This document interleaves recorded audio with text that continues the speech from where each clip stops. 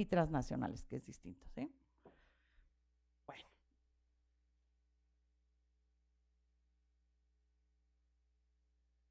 Ya lo habían dicho, pero acabamos, acabamos confirmándolo, pues que era una nueva doble competencia del etnógrafo y que se trataba en habitar y transitar, ¿no? Teníamos que practicar las dos, no olvidarnos de veras seguir haciendo esa etnografía estilo clásica en ese lugar, ¿sí? Y al mismo tiempo salir, transitar en el seguimiento de lo que lo movilizaba. Realmente para nosotros esto era como dije, lo más importante y esto era, digamos, para nosotros lo novedoso de nuestra antropología, ¿no? Es que yo le muevo algo extraño. Ya sé a qué le muevo. Ok. Entonces, por un lado, todos teníamos un lugar fijo, un lugar de campo, ¿no? Y al mismo tiempo, desde ahí seguíamos la circulación de un objeto, un símbolo, un agente o un ritual, ¿no? El tener la posibilidad de habitar nos daba cierta certidumbre del destino y tener de alguna manera una localidad con fronteras precisas, ¿no? Ciertos contornos. Pero siempre la salida te crea realmente y la vives una sensación de incertidumbre. Y como les dije, para nosotros esta metáfora del surfear, nunca he surfeado, pero así los veo, ¿no? Que se meten a un túnel y luego uno no sabe ni dónde salen ni a qué playa salen. Y había como esta sensación que así nos sentíamos, ¿no? Híjole, ahora vinieron los hispanecas, ya ahí voy yo hasta España, ¿no? Ahora ya me voy yo con los jipitecas, y ahora ya me voy con los chicanos, y ahora ya me voy, o sea, y dónde me está llevando, ¿no? Y cuando sales ahí realmente, otra vez, el esfuerzo de los códigos de interpretación para darle realmente este sentido de relocalización, pues siempre fue una dificultad y un reto mayor, ¿no? O sea, y nada fácil. Bueno, en todo, bueno, interpretarlas desde el punto de vista del actor y para la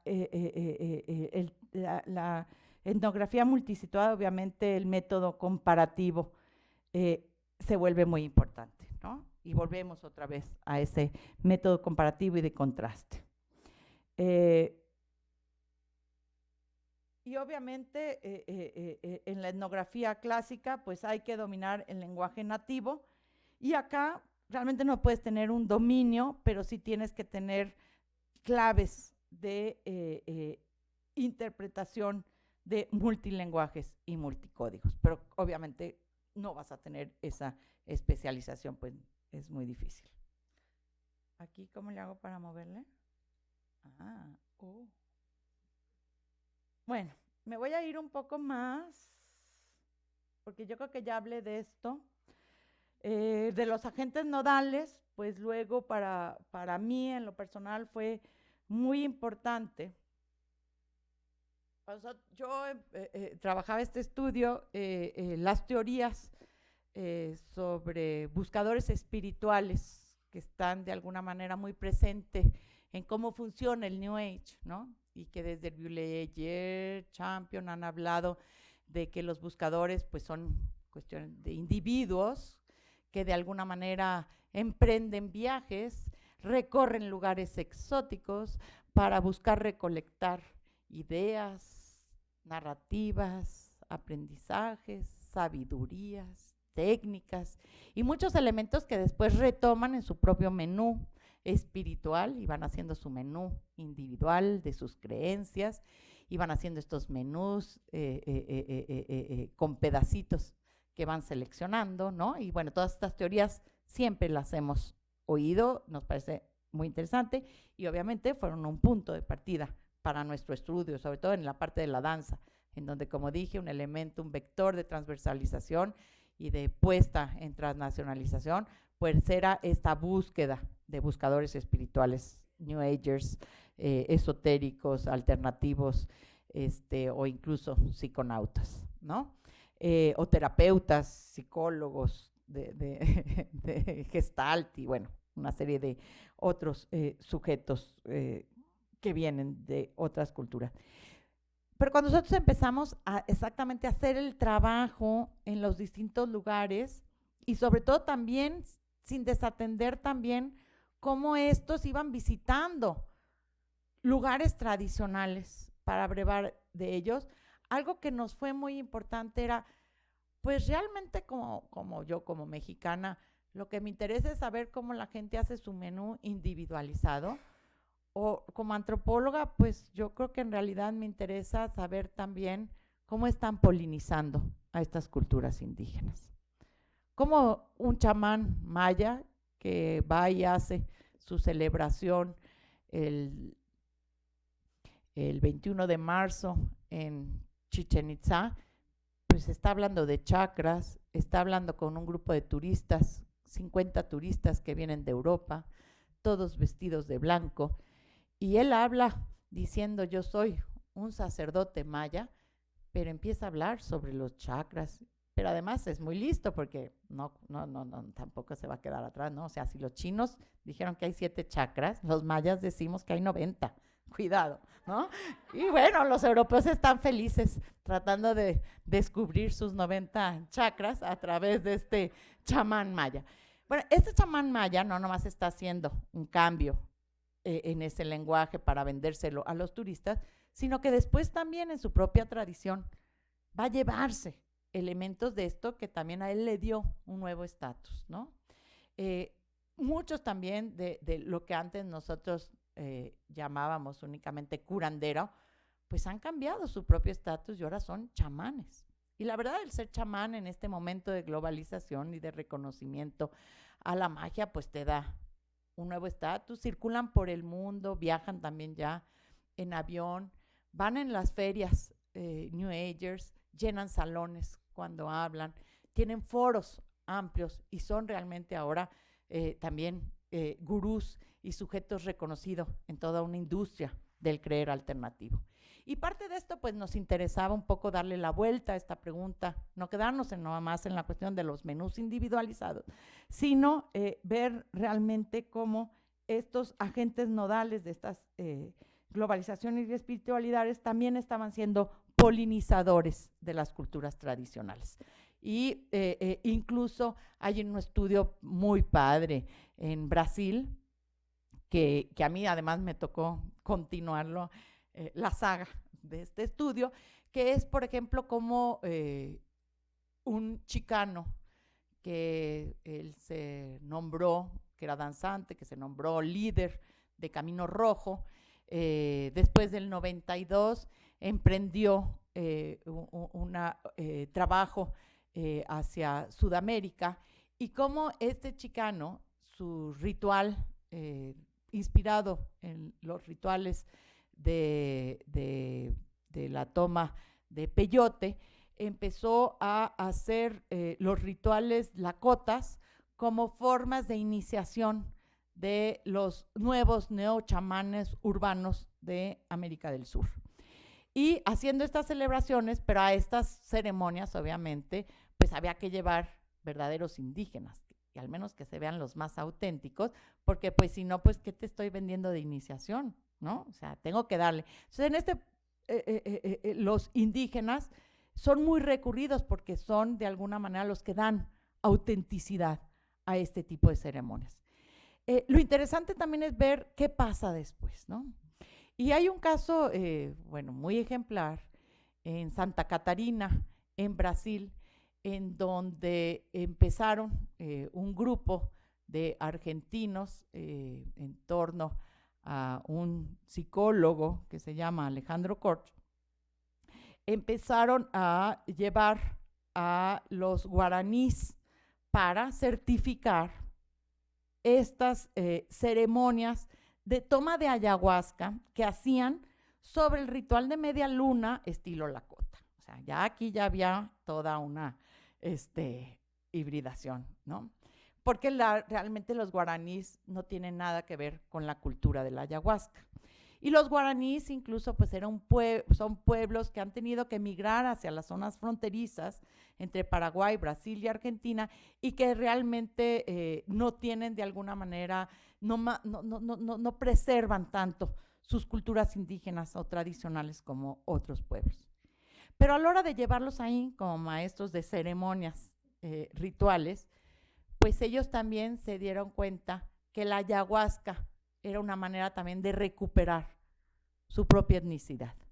Y la ayahuasca en Brasil, para hacerlo más corto, actualmente en el sur de Brasil, está siendo retomada por distintas comunidades guaraníes y está produciendo una etnogénesis, una manera de recuperarse a través de un ritual exógeno, que es un ritual lakota, reelaborado por Camino Rojo, pero también que le adereza, le pone, ¿no? Un nuevo elemento, que es el elemento de la ayahuasca, y que eso a ellos les permite, de alguna manera, revalorizarse como guaraníes ayahuasqueros. Bueno, ahora muchos jóvenes, obviamente, además, pues es un medio de trabajo, es un medio de muchos jóvenes ahora quieren ser chamanes guaraníes, chamanes ayahuasqueros, y están teniendo una circulación interesante. Bueno, esto fue para nosotros importante, y este fue un ejemplo, ¿no?, de una polinización, que no nada más esta cuestión del New Age queda en términos de que otra vez los actores de clase media están en búsqueda de esas espiritualidades eclécticas, sino que también pues hay que nosotros nos interesa ver qué efectos están teniendo realmente en la polinización de nuestras tradiciones. Y ya me voy a ir a ejemplos, creo. Lo del nodo, perdón, nosotros lo llevamos más allá, y una también, como dije, de las dificultades, no podíamos viajar por todos lados, ya me fui al revés, a ver. Era también asistir a ceremonias claves. Ahí era también donde podíamos nosotros entrevistar a una serie también de actores dentro de una red, ¿no? Porque no podíamos andar por todas partes. Y acá andamos ya. Entonces, una de las partes también, digamos, estratégica de la metodología, pues era detectar cuáles eran esos eventos claves y asistir en esos eventos claves, que nos permitía de menos ver todos los circuitos que de alguna manera, o los distintos grupos y comunidades que estaban conectados con tal lugar. Por ejemplo, aquí, ¿cómo le hago? A ver, para que se vea esto completito. ¿Ahí se ve? ¿Acá? ¿Esta? Esa. Bueno, este, por ejemplo, es un gráfico que yo hice sobre los eventos nodo del campo transnacional de la mexicanidad. Y detecté ahí varios eventos. Uno, que empezó el Consejo de Ancianos en 1980, donde hasta la fecha siguen invitando a distintos jefes ancianos de grupos indígenas de toda América, tanto, y donde se ponen en contacto la gente de la Native American Church con los jefes concheros, con los indígenas de otros grupos, ¿no? Y al cual, por ejemplo, aquí podemos ver quiénes confluyen en él: danzantes mexicas, movimiento chicano, neomexicanidad del grupo de las citlalminas, los chamanes guardianes de la tradición. Otro que fue muy importante como evento clave y que sigue todavía fue la convergencia armónica, emprendida en 1982 por Alberto Ruz. De hecho, en octubre, por si alguien quiere ir, se va a hacer la convergencia armónica en Guadalajara. Por primera vez se va a hacer en Guadalajara, y que es también un consejo de sabios, otra vez, son chamanes indígenas de distintas culturas que se reúnen en este tipo de eventos que se celebran cada 4 años en distintos lugares del mundo. Incluso la convergencia armónica, pues ellos dicen que en 1982 fue el primer evento que logró hacer un evento multilocal a un mismo tiempo, donde participaron más de 10 millones seguidores de espiritualidades alternativas neonativas en distintos puntos del mundo. El otro fue la Marcha Cósmica, que empezó en 1988, y este tiene que ver con el movimiento de los reginos, los seguidores de este autor, Antonio Velasco Piña, que escribió la novela de Regina, y que cada 8 años tienen una reunión y que cada año se reúnen en la aldea de los Reyes, a la cual hemos asistido, para ya hacer toda una ceremonia ritual en término a esta figura mítica que es Regina, una figura mítica, novelizada, que tiene un soporte de realidad y otra parte de creatividad, ¿no? Y que de alguna manera enuncia el nacimiento de un despertar espiritual para los mexicanos. Otro es el Consejo de Visiones, que si uno ve ahí con las flechas, uno puede ver cuáles son los circuitos que confluyen en cada uno de estos eventos nodos y que cómo se entrelazan, aunque no necesariamente todos confluyen en todos. Por ejemplo, la Jornada de la Paz y Dignidad, pues es exactamente este movimiento de Camino Rojo que empieza en 1992 y que cada 4 años se celebra en distintos lugares de Latinoamérica. Y es a partir del cual que les hablé hace rato de cómo se ha sido instrumentado como una escuela de iniciación neochamánica de muchos nuevos chamanes urbanos de Latinoamérica. Me voy a seguir, ¿eh? ¡Ay, Dios! Ahora. ¿Siguiente? ¿Así le pongo? Okay. Ok. Aquí trato un poco de, bueno, plasmar un poco lo que yo les he hablado en términos de metodología, que es cómo plasmamos este circuito de la neomexicanidad. Únicamente aquí es el del circuito de la neomexicanidad y de entender cuáles fueron estos actores nodos que de alguna manera pusieron en relación 3 tradiciones distintas, ¿no? El subcoyote Alberto Ruz, que él venía de un movimiento hippie alternativo de América y que es un actor nodo polinizador a través de la caravana arcoíris, y que él es el fundador de la comunidad Huehuecoyotl en Tepoztlán.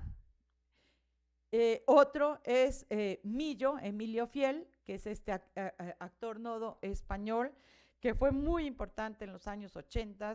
Él era reconocido como el principal gurú de yoga y que actualmente es el primero y el jefe conchero en España, y que él inventó esta tradición de los hispanecas para despertar el corazón de Hispania, y que él tiene todo un trabajo en España de a través de la danza conchera recuperar tradiciones que existieron previos a los Estados-naciones de Europa y de reactivar lugares espirituales.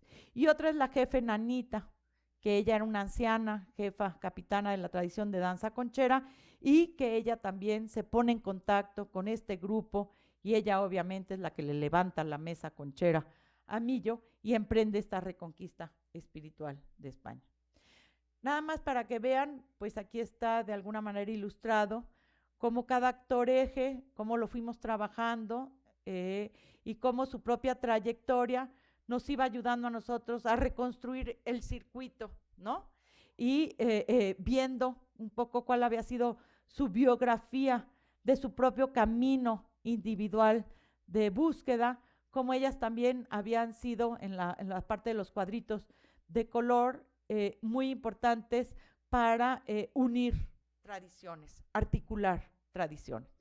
Y bueno, esto lo hicimos, nomás lo pongo como ejemplo, de los distintos agentes de este mismo circuito que llamamos neomexicanidad, y aquí está el de Antonio Velasco Piña, que fue realmente un articulador muy importante entre grupos concheros, entre el neoindianismo, entre Alberto Ruz y el movimiento neo-hippie, pero sobre todo con el movimiento budista del Dalai Lama, creando esta formulación híbrida y ecléctica que se llamó danza Citlalmina, que fue una unificación de danza conchera y de danza tibetana.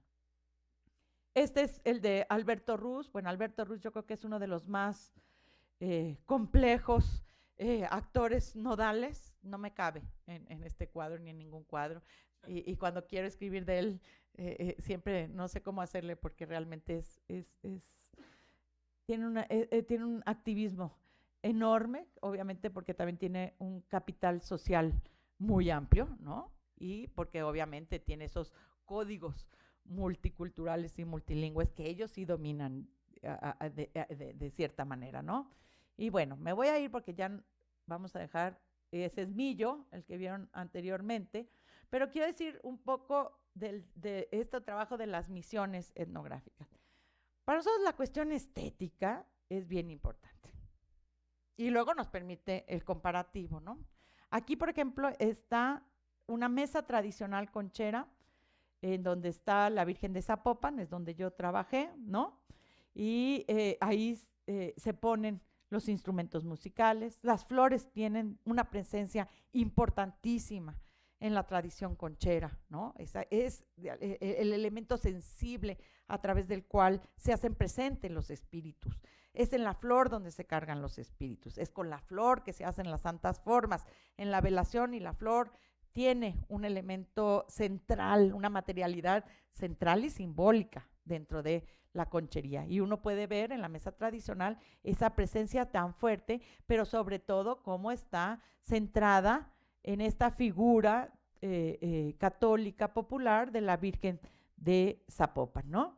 Y cómo de alguna manera pues todavía aquí se mantienen los elementos tradicionales aún con el sincretismo prehispánico, ¿no? Como ustedes saben, el instrumento de la mandolina de los concheros pues está hecho con la concha de armadillo, el cual era utilizado para hacer los tambores prehispánicos y ahí le pusieron para las cuerdas que venían de Europa y en su propia narrativa y tradición fue una manera de ocultar la tradición indígena dentro de ese instrumento, ¿no? Y tiene un significado muy importante esta mandolina. Y si uno ve la mesa hispaneca, pues uno primero encuentra que los elementos ya no son necesariamente católicos, hay una suma de elementos eclécticos desde esta representación que casi no se alcanza a ver de Santo Santiago en un caballo alado, ¿no? Ya no es ese Santo Santiago que fue aquí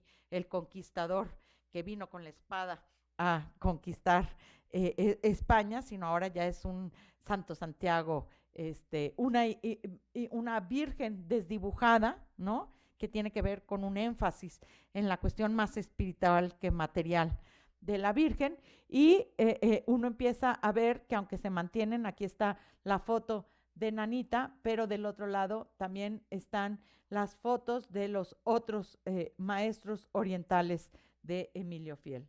Y obviamente, si ven, la flor no tiene para nada la presencia que tiene en la mesa tradicional. Otro elemento para nosotros, bueno, en el trabajo de las misiones etnográficas, pues era atender cómo se plasmaban incluso y la interpretación que se les daban a estos símbolos claves de cada tradición. En la tradición conchera, como dije, en la velación, la santa forma, que también se conoce como santo Súchil, pues es realmente el símbolo central. Y significa para muchos, para los que son más católicos, es una forma sincrética que significa, ahí se me fue el nombre, ¿cómo se llama? Lo que se pone en el altar con la hostia, la, ¿cómo se llama?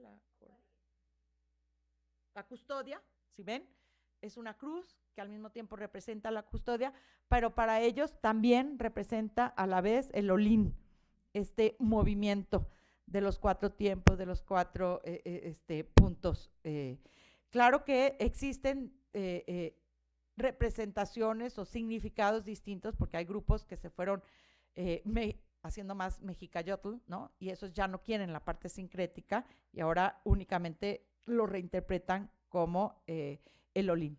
Sin embargo, la manera en que Emilio Fiel, en este grupo de hispanecas en España, le dio la interpretación, pueden ver la forma aquella, y la interpretación que la da esta es la forma del espiral, es la forma del DNA. Y la santa forma ya no tiene que ver, se hace con las mismas flores, bueno, con más colores, pero está realmente hablando de otra manera de entenderlo. Incluso los pasos de la danza que ellos hacen ya no son nada más coreografías circulares, sino coreografías en zigzag para representar esta idea del ADN. No me puedo detener ahorita en sus teorías, pero son teorías ya, digamos, que están hibridadas incluso con la ciencia ficción, porque ellos retoman un libro que se llama Los hijos de la Matrix, y esta alegoría a la Matrix, para decir que realmente la danza conchera, la práctica de la danza conchera ayuda de alguna manera, no lo puedo repetir muy bien, pero a traspasar esos niveles en donde la Matrix se robó nuestra capacidad de conciencia, y tenemos a través de esa Matrix una representación falsa de la realidad, y que son estos rituales chamánicos los que permiten realmente ir avanzando dentro de esas tensiones de esa Matrix. Pero es muy complejo como para explicarlo ahorita, nada más como para que se lo imaginen, ¿no? Por eso les digo que se necesitan multicódigos. Yo tenía que ir a ver Matrix, tenía que leer a Ix y los hijos de la Matrix, tenía que ver los videos, o sea, tenía que ver que era Hispania. Bueno, aquí también en los estandartes, obviamente, se muestran estos cambios de resignificación. En el del lado derecho, pues es también el grupo de danza donde yo participé, y podemos ver dos expresiones presentes. Una, la tradicional, que es esta del grupo de danza Hermanos Plasencia, en donde uno ve la figura central por la que danzan, es la Virgen de Zapopan, y el otro ya es el del movimiento de las Reginas, en donde ya le levantaron un estandarte tradicional los propios jefes concheros, pero ahora con la imagen de Regina, con los volcanes del Iztaccíhuatl, representando el despertar espiritual de México. No es México, porque es un mantra poderoso. Y el otro es el estandarte de los hispanecas. Aunque mantiene los elementos formales del estandarte, pues uno puede ver ya aquí toda una nueva simbología que habla de naves espaciales, que habla de un Santo Santiago que se presenta como pastor, pero por encima del mundo, con los elementos que ellos dan incluso para ver el incienso, ¿no? Como de alguna manera una regeneración de fuerzas energéticas, y donde de alguna manera pues está incluso dando una metaforización de esta otra concepción cósmica New Age, bastante reelaborada, ¿no? En el estandarte. Bueno, los atuendos y las estéticas obviamente también tienen transformaciones, ¿no? Además de los sentidos, uno puede ver acá este traje de la danza conchera que ya cambió a ser danza azteca, ¿no? Y que de alguna manera también ya reivindica como esta idea de lo ancestral, de volver a los orígenes, del ser guerrero. Cuando uno danza la danza azteca, uno de los principales elementos que corporiza uno de esos sentidos es ser un guerrero, y es ser un guerrero con la danza, ¿no? En cambio, uno puede ver incluso en estas en maneras de vestir, pero también de pisar, cómo pues la danza pierde este sentido de guerrero, ¿no? Tiene toda una estética New Age en esta forma de practicarlo y de representarlo. Y como dije, pues también en la manera de danzarlo, ¿no? Que no me puedo detener, yo creo que ya vamos a terminar. Y otra cosa que fue bien interesante ya para terminar fue detectar como cuáles eran esos soportes que nosotros llamábamos puentes cognitivos, ¿no? Cuáles eran como esos soportes para esa traducción cultural. Y, por ejemplo, en este caso de los hispanecas y la danza conchera, encontramos tres principales. Uno era Santo Santiago. Santo Santiago es para los danzantes concheros el elemento simbólico o el santo patrón más importante, pero es un santo patrón que tiene un sentido sincrético con el pasado indígena, sincrético con el catolicismo. Santo Santiago es de alguna manera muy importante para los católicos, ¿no? Es el gran conquistador de la fe, ¿no? Que vino a conquistar la fe del catolicismo, pero para los indígenas retoman, o los concheros, a Santo Santiago como el señor de los cuatro vientos. Y esta es una interpretación que tenía que ver con el Santo Xúchitl, que es también la representación florida, con las flores de los cuatro vientos o las cuatro direcciones, ¿no? Pero para los españoles, para estos españoles, era el Santiago peregrino, y allá, obviamente, lo quieren totalmente desligar del Santiago Matamoros y Apóstol. Pero es un Santiago peregrino que para ellos el camino de Santiago de Compostela en realidad es una reproducción de la Vía Láctea, es decir, es una manera de experimentar, otra vez, una experiencia cósmica, vivencial, a través de la peregrinación. Y van cambiando todas las formas, no nada más una. Santiago de Compostela, como les digo, para ellos es un lugar donde existen incluso capas telúricas primigenias de Europa. Uno de los lugares más antiguos, donde para ellos también ahí es un lugar importante para conquistar ese lugar y de alguna manera recuperar memorias que han sido negadas en la propia España. También para los concheros, obviamente, es una tradición de conquista de memoria de los principales santuarios católicos que han estado construidos sobre santuarios prehispánicos, ¿no? Y donde la danza, al danzar la conchera, se dice, pues con nuestra propia presencia, estamos de alguna manera también dándole ese sentido negado de esta historia, que todavía tenemos un gran trauma y una gran deuda en la conquista.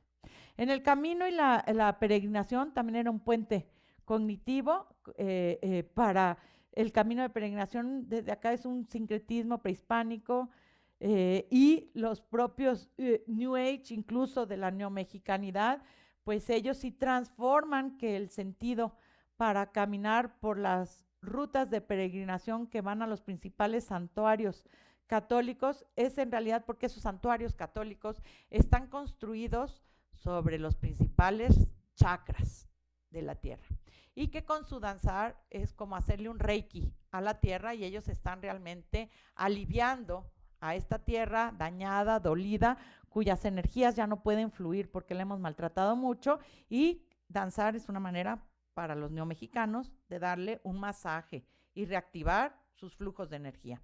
O sea, están tomando toda una idea tibetana, energética, oriental sobre la danza, ¿no? Pero para los españoles, como les dije, era el reflejo de la Vía Láctea, y también retomaban esta idea de activación de chakras. Algo que les dije desde el inicio, pues también nos interesaba ver las tensiones, ¿no? Porque eso es bien importante, no creer que de veras todo nada más se hibridiza, ¿no? Y una de las tensiones era que, si bien los hispanecas se llevaron esta idea de los concheros, pero que de alguna manera también ya había sido media retraducida por los de Reginos y Alberto Ruz y la neomexicanidad, pues de todos modos, todos sus cantos, sus alabanzas, pues tienen una marca del catolicismo popular. Y esa marca del catolicismo popular habla de dolor, habla de pecado, habla de una serie de elementos que para los hispanecas pues eran inadmisibles, ¿no? O sea, para un grupo de espiritualidad alternativa no se puede hablar de pecado, no se puede hablar de dolor, no se puede hablar incluso de la superioridad de Dios. Entonces encontramos varias tensiones, y de hecho en las traducciones que vamos a ver al final, ellos tratan de borrar esas tensiones, ¿no? Por un lado, ellos consideran que la religiosidad popular provee una moral maniquea, pecado, castigo, el mal y el sufrimiento, y estos grupos New Agers quieren superar la dualidad, crear una complementariedad y liberación de todas las categorías, por ejemplo, de lo que habla Millo, que es la Matrix, ¿no? Ellos ven en la mayoría de las formas de organización y de las expresiones de la danza conchera una expresión del machismo, y obviamente el catolicismo pues tiene toda una parte que tampoco se desdibuja así porque se me antojó, ¿verdad? Bueno, pero ahí, por ejemplo, ¿qué hicieron los hispanecas? No podían decir Él es Dios es el coro, que siempre se dice para sellar cualquier acuerdo, los concheros, ¿estamos de acuerdo? Él es Dios. O sea, es algo importantísimo, no hay concheros si no dice Él es Dios, ¿no? Este, lo que ellos dijeron es cambiarlo. Aquí se dice Él es Dios, eres diosa. Y de esa manera le quitaron esa parte del machismo, ¿no? Pero de todos modos está cargado. La otra era que tampoco querían, o sea, el lema de la cofradía de los concheros es conformidad, disciplina y conquista. Esto no embona muy bien con un grupo de espiritualidad alternativa. Y aquí ellos cambiaron el lema y pusieron autonomía, búsqueda, consenso y libertad. Otros valores muy distintos. La otra, la organización tradicional, autoritaria y jerárquica que tiene los propios grupos concheros, cuya organización es a manera de un ejército. O sea, para que se puedan imaginar, o sea, hay un general, un capitán, 3 capitanes se nombran, o sea, no es, hay una jerarquía y uno se comporta ahí frente a esa jerarquía. No todos somos iguales. Y cuando uno tiene que traer la danza, tiene uno que aceptar de entrada que así es la jerarquía y uno se comporta de acuerdo a esa jerarquía. Sin embargo, pues estos grupos trabajan más en una organización de red de espiritualidades más individualistas en donde esto no funcionaba muy bien. Algo que nos gustó en una de las entrevistas que hicimos con unos de los danzantes concheros que se llevaron la danza a Valencia, que también fuimos a Valencia, y nos daba una explicación que además nos tocó ver, por ejemplo, aquí, cuando termina una fiesta, el capitán tiene el compromiso de darle de comer a todos los que se sumaron a danzar. Y si uno ve en las fiestas todavía, las fiestas tradicionales, ¿no? El comer, la fiesta que cierra después y damos tequila y damos comida y a ver cómo le hago, pero yo tengo que reproducir los panes y darle de comer a todos. Pues esto, por ejemplo, cuando nosotros fuimos a ver la danza en España y después de ir a Compostela, cada quien se fue para su casa. No hubo ni una comida, ni siquiera un panecito. Y dije, qué raro. Y uno de los danzantes nos dio una explicación que me gustó mucho y decía, es que en México son raíces en movimiento y acá lo que logramos fundar es un movimiento sin raíces, porque no tenemos raíces populares. Y ahí hay una tensión, ¿no? O sea, se llevaron el movimiento de la danza, pero en España, así como los chicanos sí lograron generar raíces populares, en España no lograron crear raíces populares. Bueno, otra cuestión es acá se busca recuperar una memoria de una civilización y de un pueblo, ¿no? Una civilización que tuvimos indígena, prehispánica, dominada y negada, y allá buscan también volver a despertar una tradición que ellos llaman pagana, pero es una tradición que aunque hablan de ella, está deslocalizada, la plantean como universal y la plantean como una manera de establecer un contacto con la tierra y con los flujos energéticos. Y creo que aquí termino la exposición. Es interesante ver cómo todas las alabanzas les cambiaron los términos, ¿no? Y entonces empezaban a poner en lugar de dolor, amor. Y algo interesante en lo último que yo decía que para nosotros nos importaba, no nada más nos importa saber cómo se relocaliza allá, sino luego qué impacto tiene acá. Y quiero decir que actualmente en muchas mesas concheras, incluso en las más tradicionales, el libro que hicieron los hispanecas sobre las alabanzas, que ya tiene cambios en los términos y en los conceptos de los propios cantos de las alabanzas, están usando el de los propios hispanecas. Y eso obviamente está modificando nuestras propias tradiciones. Es todo.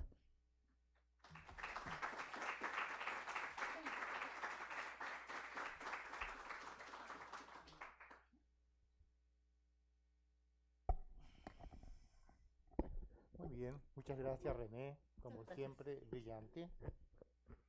Eh, Así que nada de recreo, entramos inmediatamente a la discusión porque está muy sabroso y no hay tiempo, es muy tarde. Así que entramos a la etapa de la discusión. Por favor, pasa los micrófonos.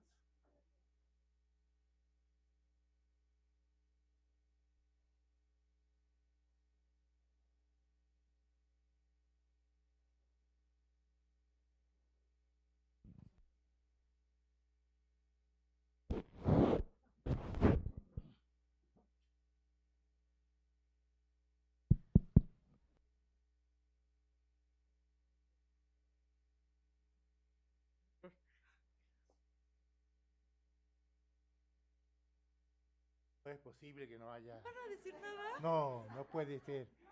A ver.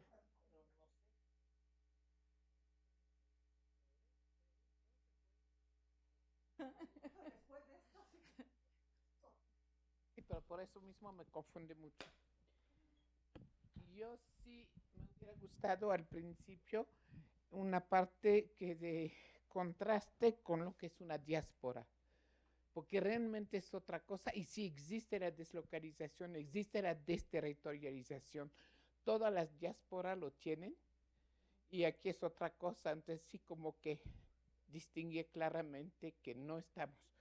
Luego la nación espiritual, yo creo que todas las iglesias quieren ser naciones espirituales, no creo que sea un concepto novedoso, empezando con la Iglesia Católica Universal, con una capital que es Roma, ¿no? Digo, es una nación espiritual, entonces yo no sé, ahí tengo problema. Lo de transitar, eso sí es otra cosa. Me acordé lo de romería que usas, pues de hecho, no sé cuál es el origen de la palabra, pero los rom son los gitanos, ¿no? En Andalucía. Ahora se llama romería de Zapopan. Yo no, No, es la palabra española, sí, Ah, sí, efectivamente, Zapopan pero hay un los rom son los gitanos, ¿no? Entonces yo no sé, ellos son los de las fiestas andaluzas, no sé si por eso pasó a ser romería en España. No, viene de España, pues la palabra, ¿no? No hablo de Guadalajara, hablo de muy en la etimología española, sí. Y efectivamente funcionaría con tu transitar, ¿no? La propia palabra romería, si la remitimos a ese origen, tendría que ver. Y bueno, no es eso, las dos cosas, sobre todo la distinción y la ordenación espiritual no me convenció.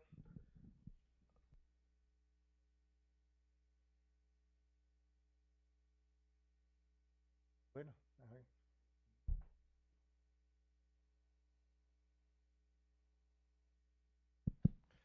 Hola, buenos días, buenas tardes.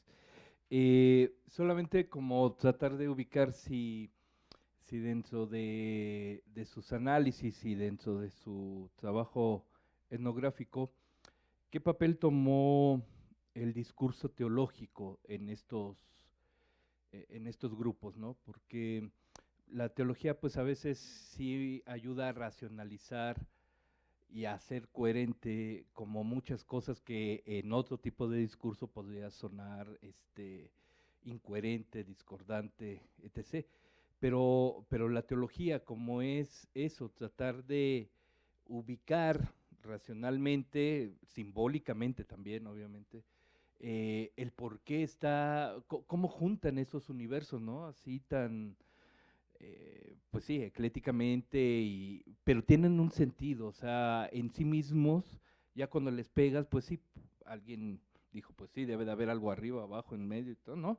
El cosmos y, en fin, yo no sé, ¿no? ¿Qué tanto ese lenguaje teológico está ahí ubicado o no? O sea, no es solamente una práctica, sino también un discurso, una racionalidad simbólica que está atrás de esas prácticas rituales, ¿no? Porque yo no sé qué tanto pudo estar en contacto con eso, ¿no? Porque yo soy teólogo y en esos ambientes los discursos son muy importantes y nos peleamos, ¿no? Entonces, eh, ¿por dónde, cómo lo recuperaron, etc., ¿no? No sé.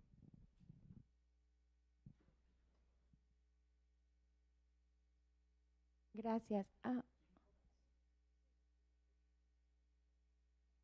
A mí me gustaría preguntarte sobre este concepto de campo transnacional. Decías que hay, por ejemplo, las comunidades oaxaqueñas, ¿no?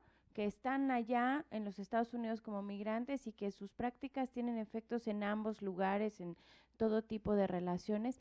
¿Qué tanto en estos rituales que se están deslocalizando se ve una movilidad, digamos, porque allá se encuentran con otros grupos de migrantes, no solo con los oaxaqueños, etcétera? Entonces, ¿cómo están moviendo sus identidades y cómo se mezclan en ese nivel más horizontal en los lugares donde están relocalizados y luego cómo eso tiene también efectos sobre los espacios donde están, o sea, qué tanto hay otras tradiciones que vuelven, por ejemplo, en este caso decíamos a Oaxaca, etcétera.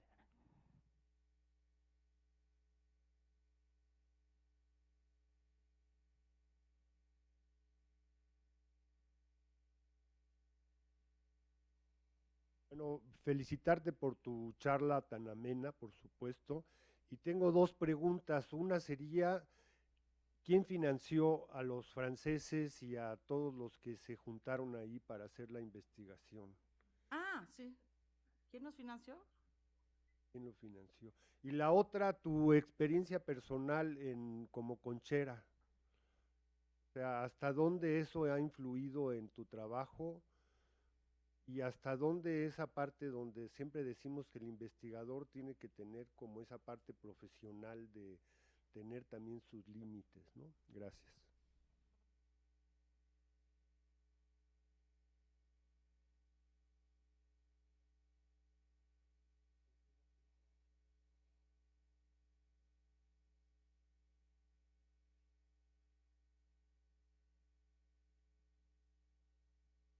Pues nada, un gusto haber tenido la oportunidad de escucharte y sobre todo una pregunta de estos rituales, bueno, o sea, de estos rituales y estas danzas que siguieron, si bien es como de grupos que migrantes, ¿no? Lo que comentaba la compañera de gente que viene de Oaxaca y migra, pero hay una invitación a que otras personas que no precisamente son mexicanas o no vienen de esa comunidad se unan.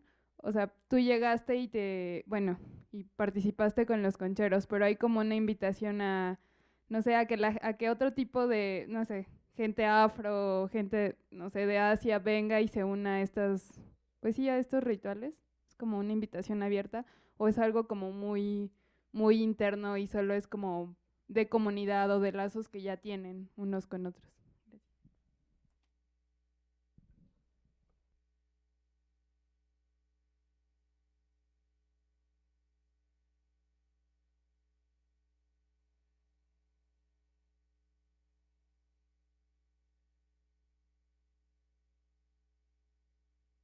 Sí.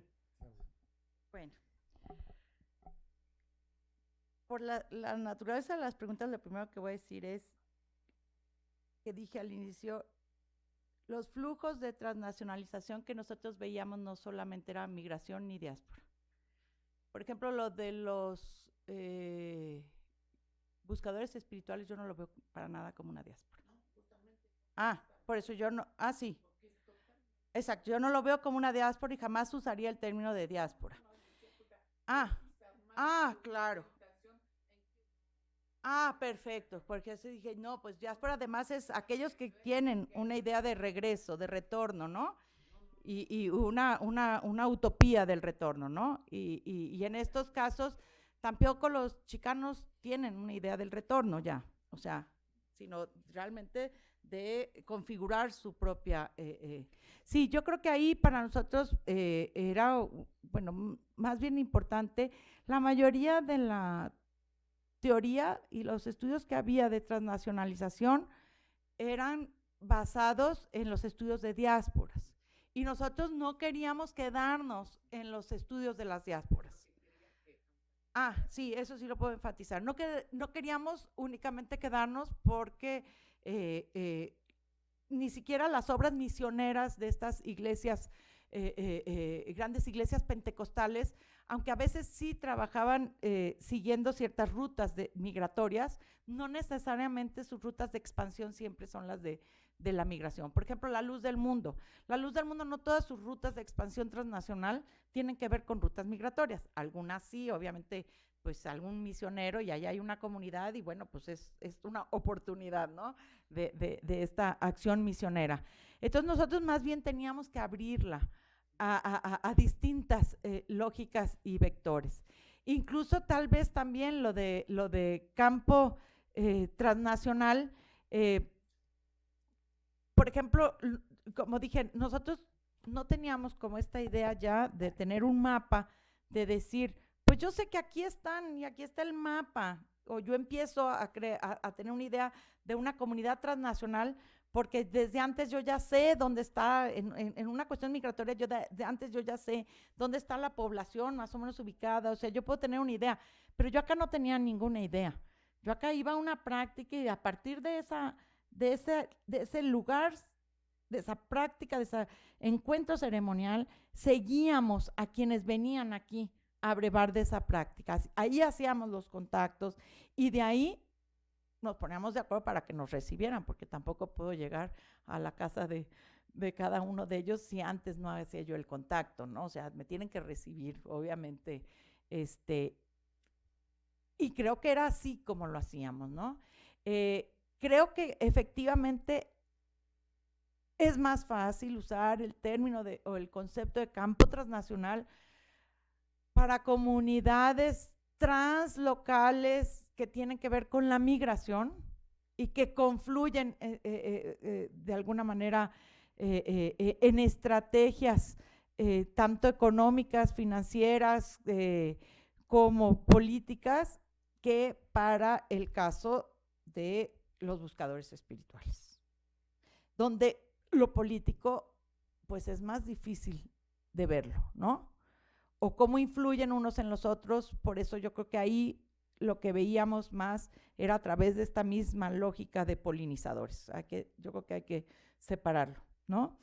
Y no es lo mismo hacer misión que ser polinizador. O sea, no es lo mismo la Iglesia Universal, que sí tiene una estrategia misionera con recursos financieros para salir y decidir hacia dónde van a ir a hacer su expansión, a la de un buscador espiritual que es a lo largo de su propio mapa de búsqueda que va a ir polinizando a otras comunidades. Yo creo que ahí sí es importante diferenciarlo.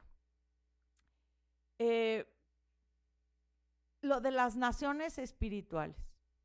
Yo creo que claro, que lo interesante es que obviamente incluso existieron antes.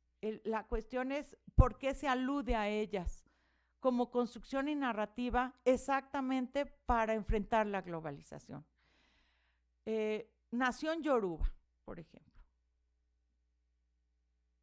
¿Qué sentido tendría Nación Yoruba si no hay un contexto de la búsqueda de darle un nuevo sentido universal a la pertenencia a una religión africana que ya no es yo soy santero, tú eres yoruba, y entre nosotros no nos vemos, somos tradiciones que nos hicimos distintas porque yo soy brasileño, porque tú eres cubano, porque yo tengo tales orichas, porque yo tengo los otros, ¿no?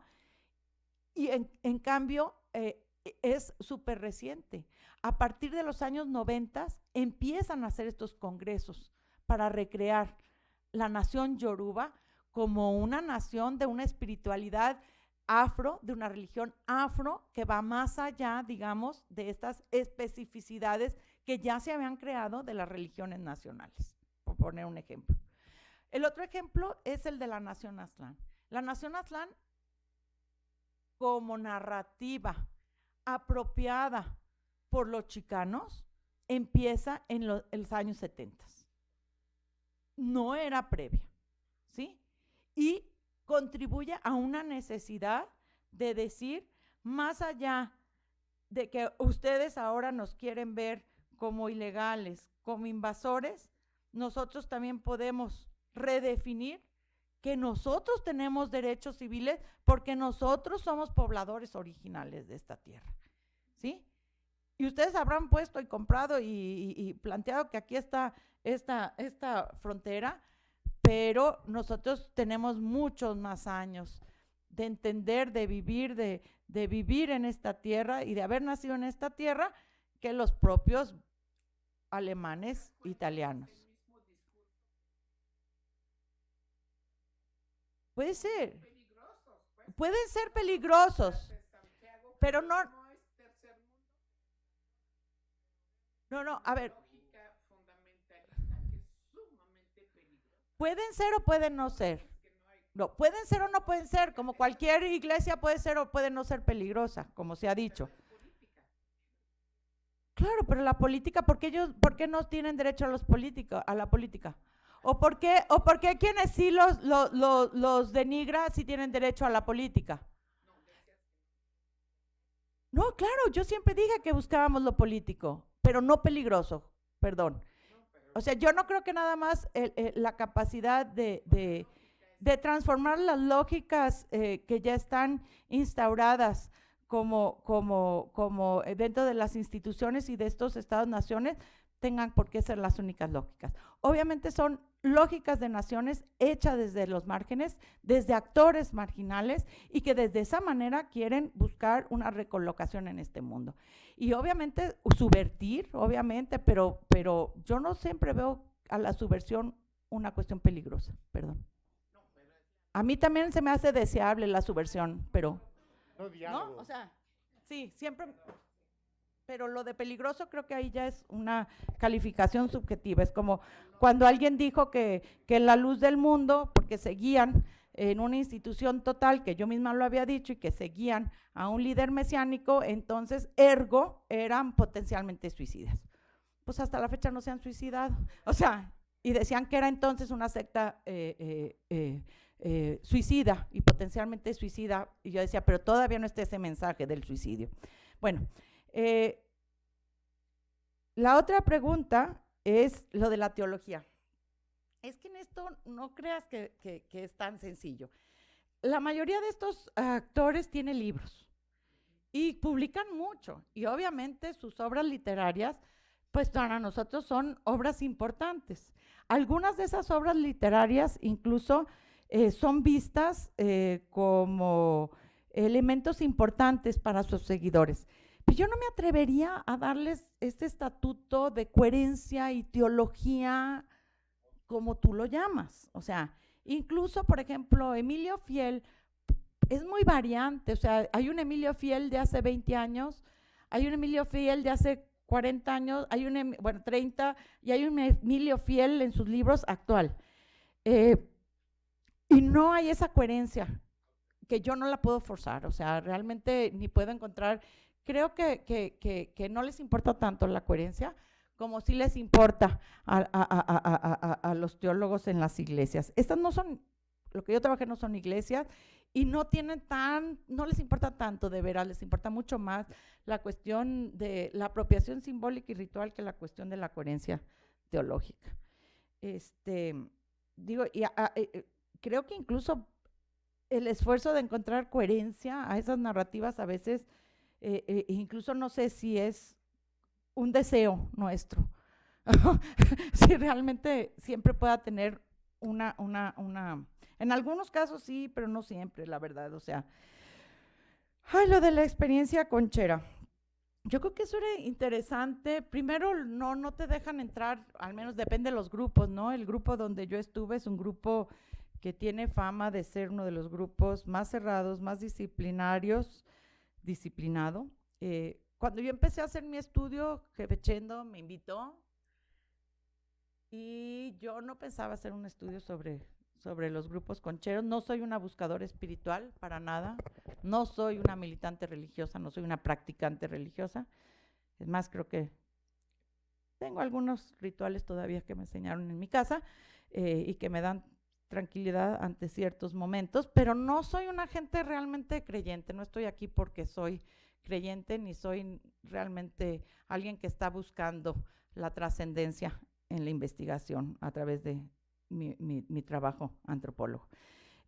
Cuando a mí yo además me empecé a interesar, porque yo terminé un trabajo sobre diversidad católica, que el libro se llamó La Ecclesia Nostra, que fue mi tesis de doctorado, donde mi interés era ver sobre la diversidad de los catolicismos, y ahí sí trabajaba mucho con las teologías, y exactamente por eso me quedé yo con una especie de deuda conmigo misma, decir, te quedaste mucho en los discursos, en las teologías, en tratar de ver como estos actores a través de una teología, cuál era su acción social y cómo contribuían en ese momento importante de los años 90, que de alguna manera había todo un impulso importante para creer que estaban haciendo la democracia y la acción civil, que ahorita ya creo que casi pocos tenemos esos ánimos, ¿no? También los fuimos perdiendo. Y cuando yo termino ese libro, yo me quedo con una sensación de decir, bueno, hice un trabajo sobre religión, pero no atendí la parte casi ritual, la parte popular, la parte simbólica, o sea, pues ¿de qué religión estoy hablando? Si en antropología, digo, todo eso es lo que de alguna manera uno tiene que atender. Y entonces decidí irme a la romería de la Virgen de Zapopan, que así se le llama en Guadalajara, porque no es una peregrinación larga, únicamente una romería dentro de la ciudad, y empecé a ver cómo de alguna manera la puesta en práctica ritual de esa